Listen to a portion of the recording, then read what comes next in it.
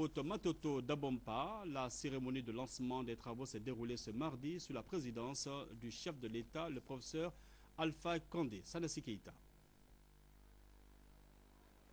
Toujours au centre de sa politique de développement, le président de la République, professeur Alpha Condé, marque encore un signal fort en faveur de la Guinée. Après s'être engagé pour la construction du chemin de fer Conakry-Cancan, aujourd'hui, il vise la route 2x2 voies Matoto-Anta-Dabompa, dont les travaux avaient démarré depuis le 15 novembre 2005.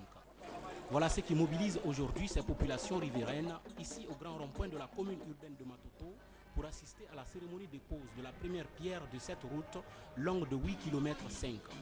Un ouf de soulagement pour les citoyens, autrefois confrontés à de nombreuses difficultés de circulation sur cette route qui acclame le chef de l'État dès son arrivée sur les lieux.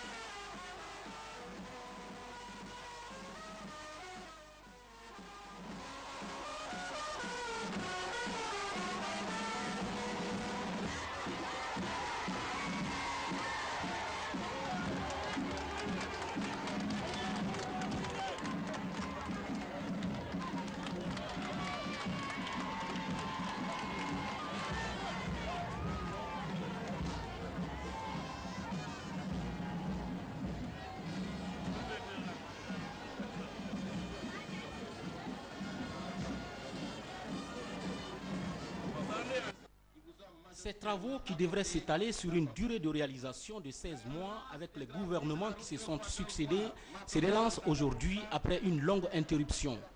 Ils sont confiés à la Guinéenne de construction et de prestation de services, Guicopress, et la société brésilienne Zagope, pour un délai contractuel de 20 mois.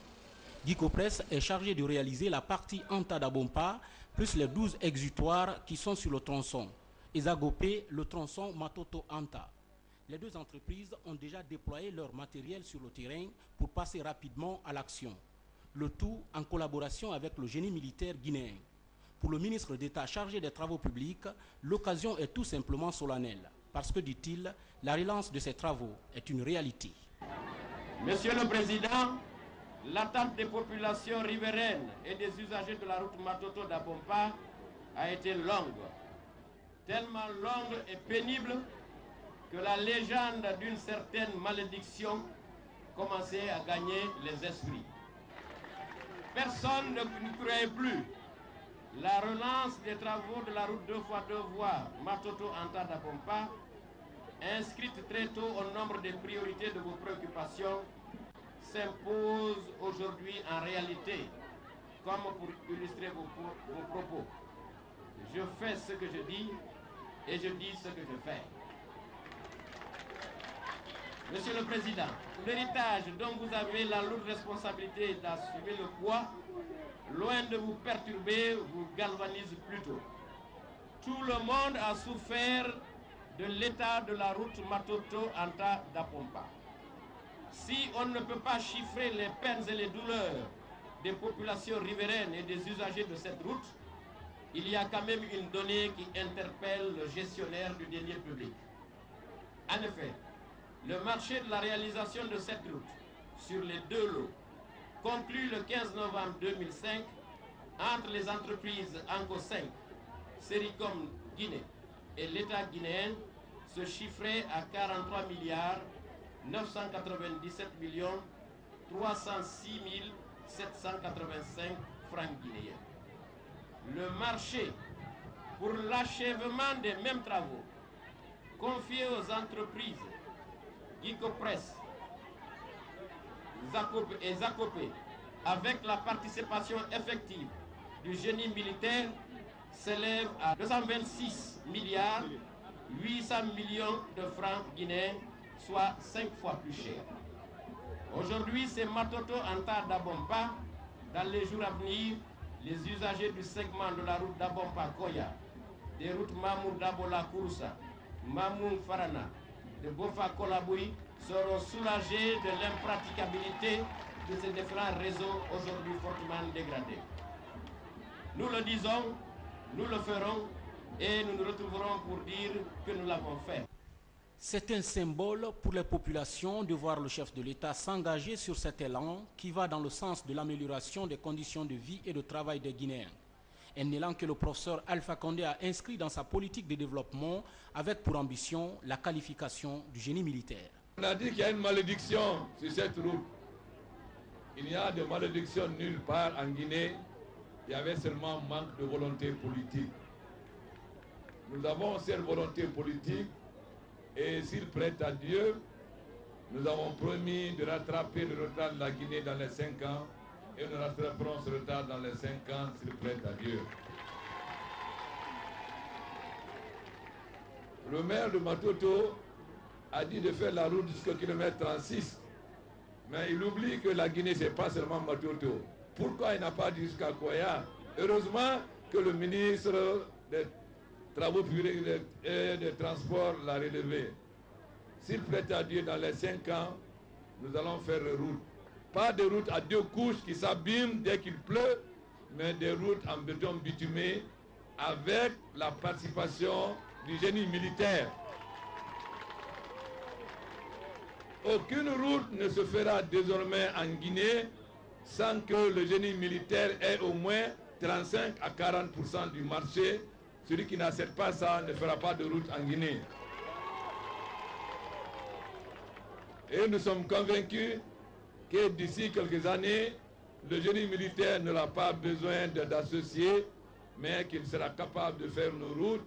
À ce moment, nous dirons, tout ce qui se fait en Guinée est fait par les Guinéens. Alors, tous mes encouragements aux travailleurs, aux 2 sociétés, surtout aux génies militaires. Parce que maintenant, le génie militaire est au pied du mur. Vous nous avez dit que vous êtes capables, nous vous avons fait confiance, nous comptons sur vous. Vive l'armée guinéenne! Vive la population de Matoto! J'espère que bientôt, vous serez heureux de circuler sur une route à 4 voies. Et bientôt, vous aurez aussi le chemin de fer de Conakry à Kagbelin pour diminuer les camions qui encombrent le port. Le président de la République a ensuite procédé à la pose de la première pierre des travaux de construction de la route 2x2 voies Matoto-Anta-Dabompa, longue de 8 km 5. Des travaux qui s'étendront sur une durée de réalisation de 20 mois. Un acte qui signifie solennellement la reprise des travaux.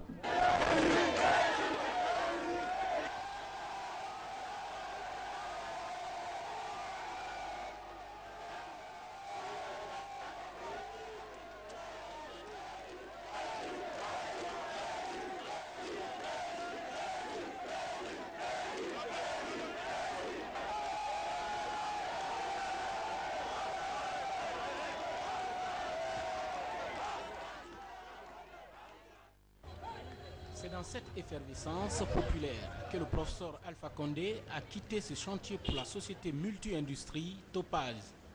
Ici, en compagnie du président directeur général, le président de la République a effectué une visite guidée des installations de la société, des installations qu'il a hautement appréciées. Les journalistes, en fait, le monde célèbre ce 3 mai la Journée internationale de la liberté de la presse, une fête célébrée cette année sous le signe de l'apport de l'Internet et de la plateforme numérique sur les médias. Les échos de cette fête avec Héni Lama. Aujourd'hui, 3 mai, le monde célèbre la liberté de la presse, ce droit fondamental de tout être humain consacré par la Déclaration universelle des droits de l'homme de 1948. Le concept de la journée de la liberté de presse a été instauré par l'Assemblée générale des Nations unies en 1991. Depuis 20 ans, l'on célèbre cette journée, une occasion pour appeler les États membres à réaffirmer et mettre en œuvre leurs engagements pour promouvoir cette liberté d'expression. Une presse libre, indépendante et pluraliste, c'est la garantie pour le développement de la démocratie dans un pays. En Guinée, la loi organique de 2010 portant sur la liberté de la presse conforte l'exercice du métier. Le constat ne peut qu'encourager. L'homme est un être de passion et de communication. Si on lui ferme la bouche, il fermera le poing. Je suis très fier que cette journée de la presse trouve qu'il y a effectivement une presse libre et épanouie en Guinée. Cette année, le thème de la journée s'articule autour de la contribution potentielle d'Internet et des plateformes numériques, des outils qui ont révolutionné le métier, accroître la capacité des individus à s'exprimer et à recevoir l'information. Aujourd'hui en Guinée, si les journalistes peuvent librement publier des articles, s'ils ne sont pas inquiétés pour leurs opinions, incarcérés ou tués comme c'est le cas ailleurs dans le monde, leurs moyens restent pourtant limités. Garantir l'accès de la population à l'information, voilà le rôle de l'État.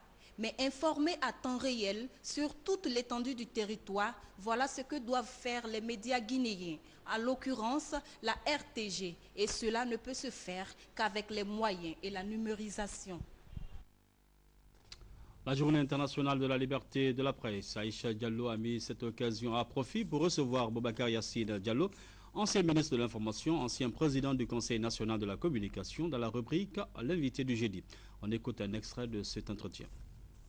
Je pense que la première condition pour que la presse soit libre consiste à la formation de vrais journalistes. C'est ça, à mon avis, le premier pas. Parce que souvent, quand on parle de la liberté de la presse, on voit les pouvoirs en face, le pouvoir politique, le pouvoir économique, le pouvoir religieux et puis le pouvoir invisible, le pouvoir de l'argent. Mais je pense personnellement que si vous voulez que votre presse soit libre, il faut commencer par former des journalistes.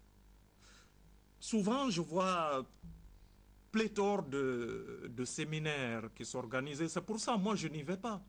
Parce que je dis, on va faire croire aux jeunes qu'on est là pour leur apprendre du journalisme. Ce n'est pas du journalisme, ça. Le journalisme s'apprend à l'école comme on apprend la médecine. Et parfois, beaucoup plus. Vous pourrez suivre l'intégralité de cet entretien après ce journal. La coopération militaire entre la Chine et notre pays, le nouvel attaché de défense auprès de l'ambassade de la République populaire de Chine avec pour siège à Abuja a effectué un séjour à Conakry. Il a pu s'entretenir avec la hiérarchie militaire guinéenne. Alassane Diaby, commentaire. C'est une visite de prise de contact du nouvel attaché de défense auprès de l'ambassade de la République populaire de Chine en Guinée, avec pour siège à Abuja, au Nigeria. Il couvre le Nigeria, le Bénin et la Guinée. Pendant son séjour dans notre pays, il a discuté avec la hiérarchie militaire de plusieurs aspects de la coopération militaire sino-guinéenne. Il a été reçu au bataillon autonome des troupes aéroportées au camp Alpha Yaya Diallo. En matière de coopération internationale, les Chinois ont eu à former en Guinée 3 promotions commando. En 2002 à Kankan, 2003 et 2007 à Kindia. Après la visite des installations de ce bataillon d'élite, la délégation chinoise s'est rendue dans la première région militaire de Kindia pour visiter cette fois-ci le bataillon spécial